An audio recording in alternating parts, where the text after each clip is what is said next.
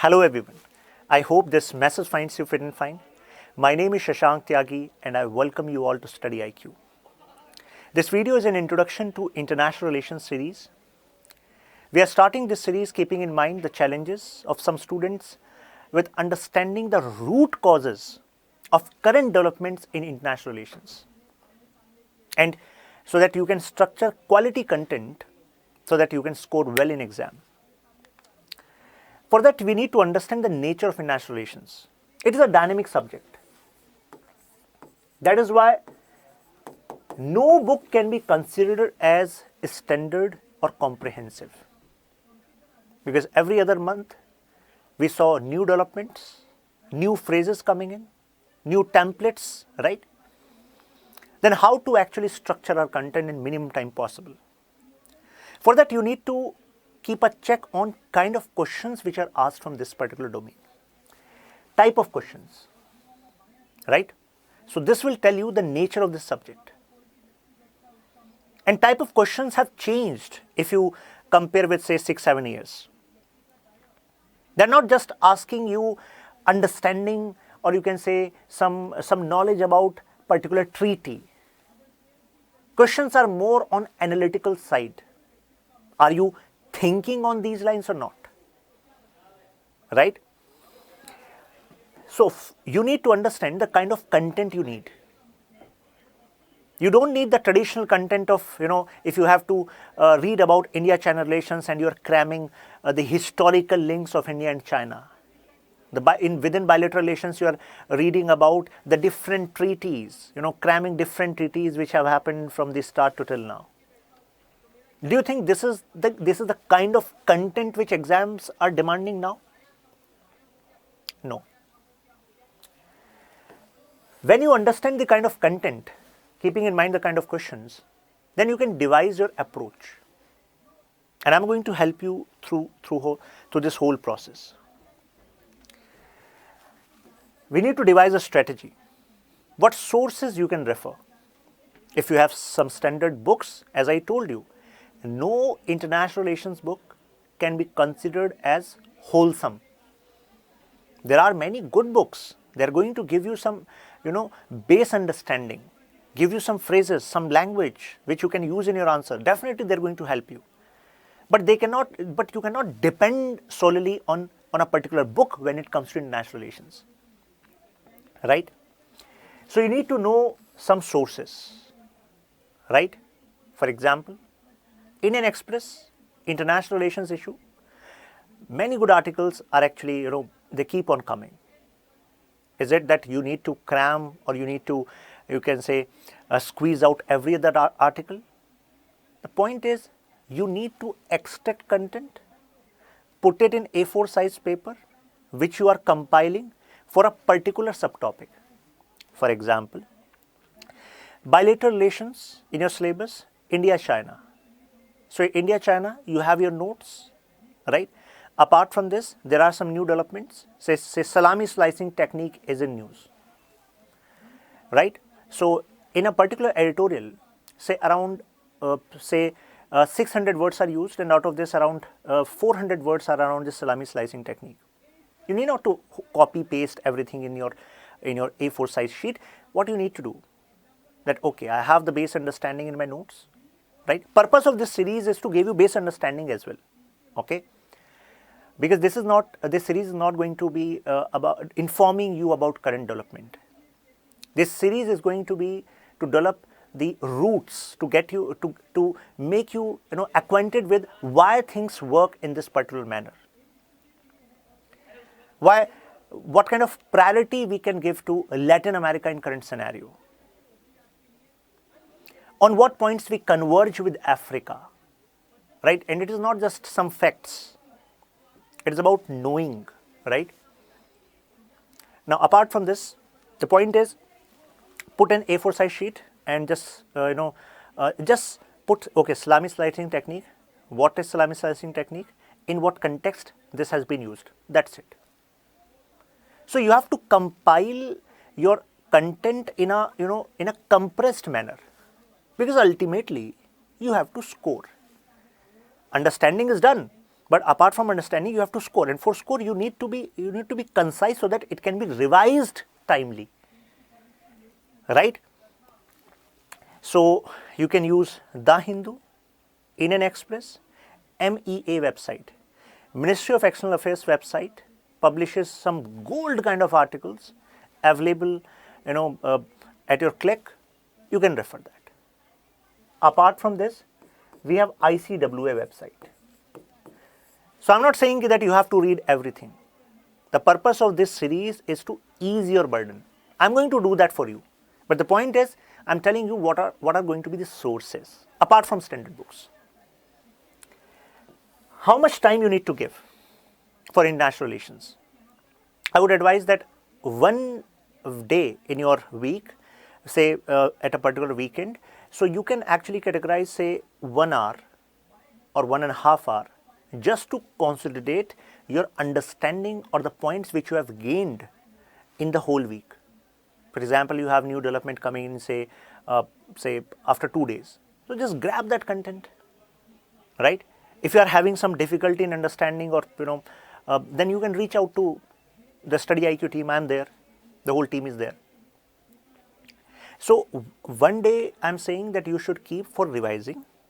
And what you need to revise? What you have collected throughout this week, right? So that you can review whether the content which you are collecting is actually as per the type of questions which are asked or not. And then you can have a sense of completion that, okay, if these are the topics, regional groupings, bilateral relations, within bilateral relations, these are the, you can say, subheads. We have these international organizations, these treaties. So you should have a sense of completion that, okay, with the topics which are mentioned in syllabus, from these are the most common themes around which questions are asked, and around these themes I have my content ready, my understanding is fine, and I'm able to review my progress. Okay, this clarity is very much important. And there is a difference between understanding and scoring. This is a hard truth. Most of the people enjoy, international relations because international relations are all about, stories, geopolitics, realist perspective, idealist perspective, how things are working, right? So people enjoy this story way. But the point is, you have to score, and for the scoring, you need to have some templates ready with you. Because in exam, you won't be having, this liberty to show your creativity, right? In those 3 hours, you are not going to have time to even look here and there, right? So you need to have these templates on introduction and conclusion. And how you can have that? When you think on those lines. Okay, if sir is discussing this topic and sir is also talking about this kind of question can be asked, right? So if this kind of question can be asked, I'm also going to tell this should be your approach. So when I'm saying approach, you need to have that approach ready with you. So in this way, across the important dimensions, you have some broad themes ready with you. This can be used in introduction, this can be used in conclusion. For scoring, you need to have examples ready with you. In GS paper 2, you need examples, right? You need some phrases, some standard phrases. If someone is from PSR optional and you are understanding bilateral relations for paper 2 section B, then you need to weave your answer around scholars who have presented their views on that particular topic, right? But if you are talking about GS paper 2, you need example, phrases, standard introduction and conclusion. Okay, and it is quite easy, right? If you have right structure in mind. Now, take a look over the syllabus, GS paper 2. India and its neighborhood relations. Now, take a look over the kind of questions which have been asked. These are questions asked in 2021. In last few decades were of Asia's, if last few decades were of Asia's growth story, the next few are expected to be of Africa's. Do you think just reading about India-Africa relation, reading about economic, cultural, social dimensions, someone would be, scoring well by putting that content in this particular question? No. This question is from Africa. This question is from this theme India and Africa. But question is talking about an analytical aspect. In the light of the statement, examine India's influence in Africa in recent years. Examine. Question directive is examine. You need to know in what way we have influence and whether the influence which you are saying is actually going to produce some result. So these kind of analytical questions are asked, right? So simply having bilateral or you can say trilateral point segregation won't work. We need to have point ready on analysis part. Now, the USA is facing an existential threat in the form of China that is much more challenging than the erstwhile Soviet Union. Why this question has been asked?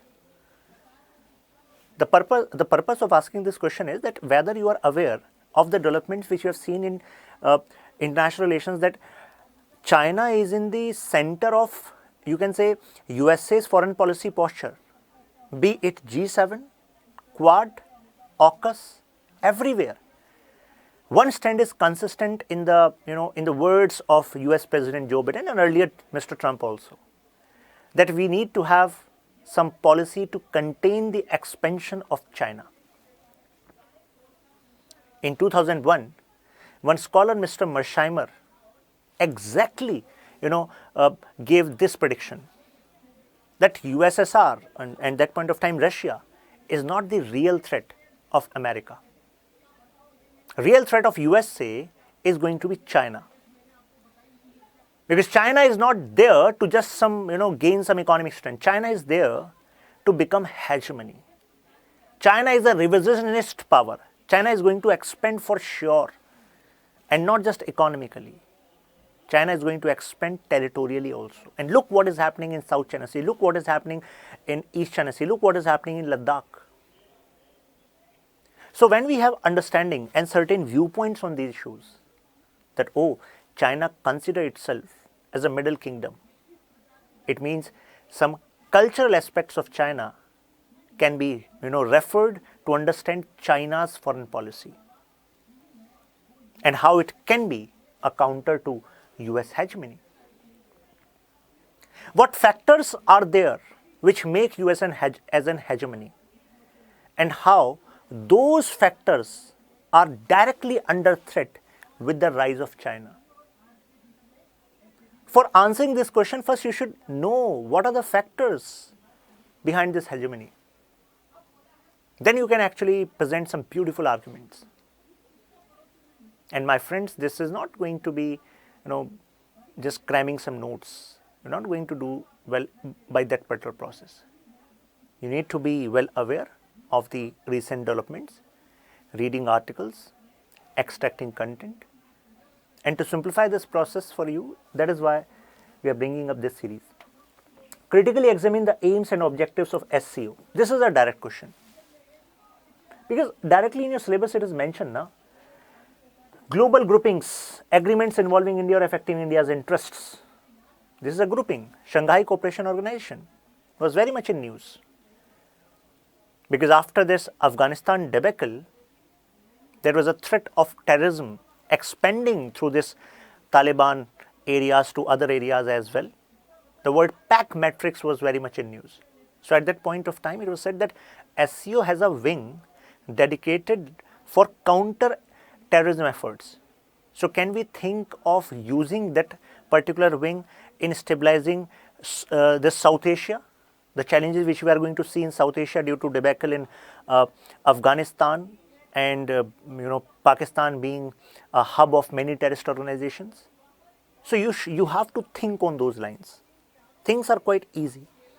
If you get the right direction, then things are easy. You will directly hit on the content which is much needed. The newly tri-nation partnership, AUKUS. Everyone knew that UPSC is going to ask question from AUKUS or Quad, right? Is aimed to counter China's ambition to Indo-Pacific region. Is it going to supersede the existing partnership in the region? Existing partnership in the region. In this question, which existing partnership they are talking about? They have not mentioned, but you should know that. They're indicating on Quad. Because there were many articles on this, that with the coming of AUKUS, now USA is not going to give that much focus to Quad. So now India's Indo-Pacific strategy may actually go down the lane, get weakened due to less involvement of USA. And you should know why AUKUS is different from Quad. On what factors we can say that yes, it may supersede, on what factors we can say no, they are different.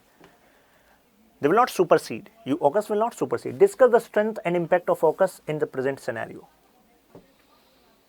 So this is for telling you to understand the type of question.